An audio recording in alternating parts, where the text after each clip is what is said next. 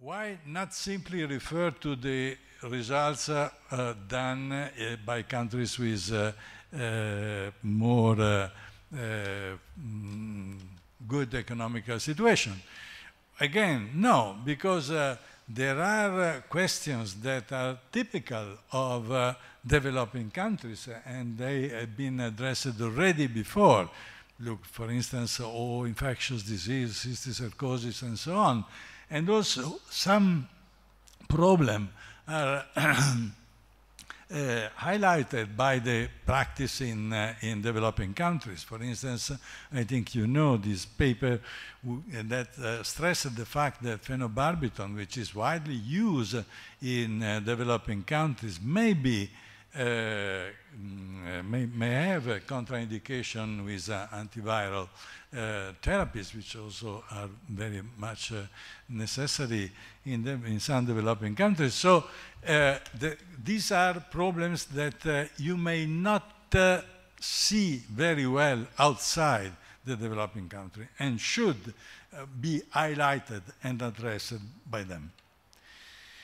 So my point is that research is not a matter of technology. I stress this because even in developing countries, there is the tendency to consider that research is as good as is technologically advanced. But that's not true. The result is an intellectual attitude aimed at increasing knowledge, and as such, even technologically disadvantaged countries can significantly contribute. And moreover, developing countries can promote novel lines of research. Just to mention one, some idea that can get from traditional medicine, which are not familiar with people working in developed countries. There are some recommendations from WHO, for instance, about the priorities to be addressed in developing countries, like epidemiology, genetics, clinical studies, including trials, study on economics of medicine, social aspect and quality of life, traditional medicine, research on traditional medicine, and research on public health strategies.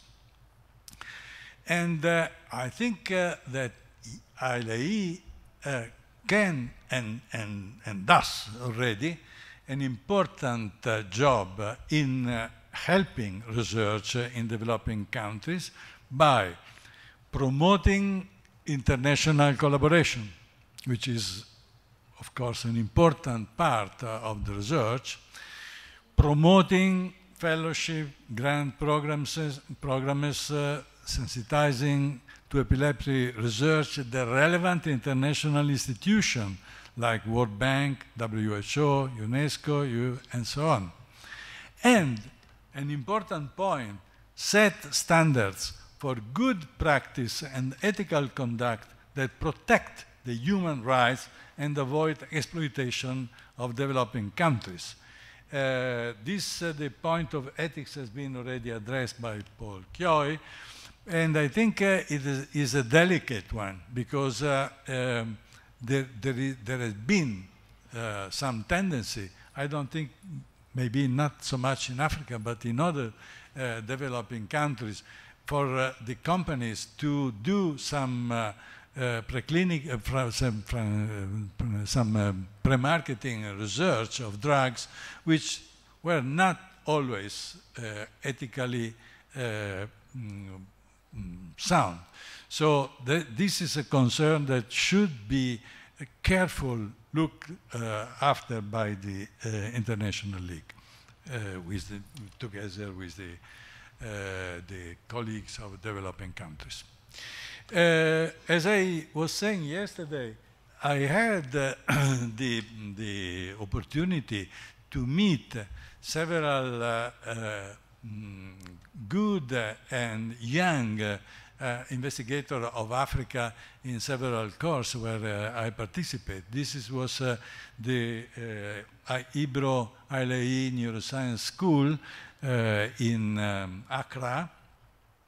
And you see somebody from this young is also here. And for instance, one of the exercises of the school was to propose topics of research. And you see how these young people very enthusiastically proposed the possibility of investigating the potential role of traditional medicine for epilepsy. One of them, Jamilu from Nigeria, also proposed one topic there, and also reported about one study already done before. And besides the real interest of these agents that you may maybe discuss or dispute, I appreciate the enthusiasm and the motivation of these young people who tried to propose some novel type of approach to epilepsy. And also in other environment, for instance, in the San Salvador Epilepsy Summer School that you are heading every year, there have been several. Again, we have this exercise of proposing and developing a research program, and you see that there are several interesting topics that have been addressed, and one of them, this one, is now, they are now trying to apply to the European Union to get funded. So there are things that I'm convinced that can be done, and should be done together with the collaboration of developing countries. And I will use my next few minutes to give you some information that I obtained from Brussels, from the EU Office for Research, about the possibility to obtain support from Europe for research. First of all, you see that the framework program has been growing up a lot in the years, and now is very well funded, 50 billions. And but it includes, of course, several areas, and health is just one of them. Now, the theme that health is addressing are of interest for tackling global challenges such as emerging epidemics, neglected disease, industry through global cooperation, and supporting external relations. And the health team is open to international cooperation. There is a complex classification of neighbor countries to Europe and third countries to Europe, but anyhow, there is the possibility of cooperate, and I just highlighted some topics which are now open for application and which are open to third countries' participation. For instance, this is on traumatic brain injury. This is on effective imaging for diagnosis, monitoring, and management of mental disorders. This is pediatric aggressive traits, how they can fight and prevented. And this is especially for our field, pathophysiology and therapy of epilepsy.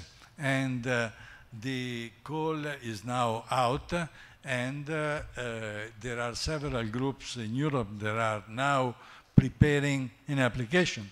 But this group could include some partners from outside Europe and especially from Africa. And again, another is on controlling pain. So there are practical possibilities, and it is very important that relationships are established between groups working or wanted to work here in Africa and group in Europe. I didn't get enough information from the United States. I'm sure that also there are possibilities. I am just reporting from my area. Also, the support is not only for doing research program, but also for training networks and fellowships. And they can be either fellowship for people who came to Europe and work there for some time, or also there is a special category of people that are already working in Europe and then can have now further support to continue their work. Another special program that has been set from the European Union is the European Research Council. And you can apply on these topics. In this case, the idea is that experienced investigator can propose a topic. And so it's a kind of bottom-up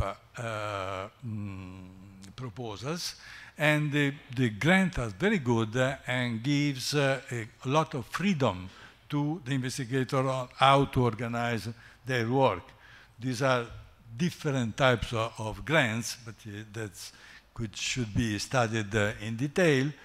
But what is interesting is that the ERC actions are open to researchers of any nationality. So, although it's a European grant, it can be given to anyone and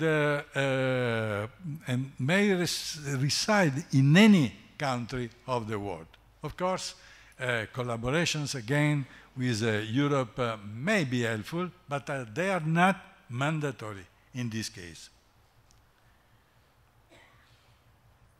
Now, the question is, okay, but how many Africans get advantage from this opportunity so far? If you see the data here, you say not too bad. 550 African participation in FP7 program, and with approximately 120 millions. Not a huge amount of money, but something. And here you see the distribution from different African countries, which is not even, there are some countries which are not even represented. But the point is, we are talking about FP7, which means all types of research, including health care, but not only this.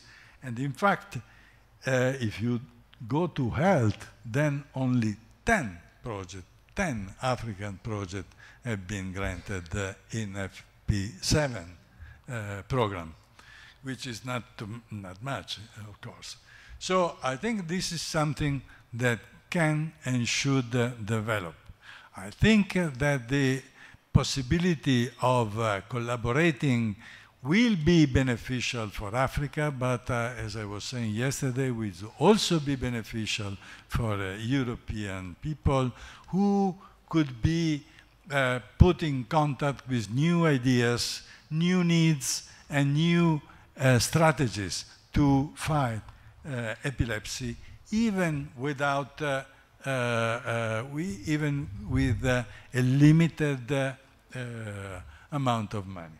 My last slide is about another course. I have the opportunity to participate in Addis Ababa last year, and again, you can see here a lot of young people from Africa who were very much enthusiastic, motivated, and I think this makes me very confident, and I look forward to seeing a huge development of research in Africa. Thank you for your attention.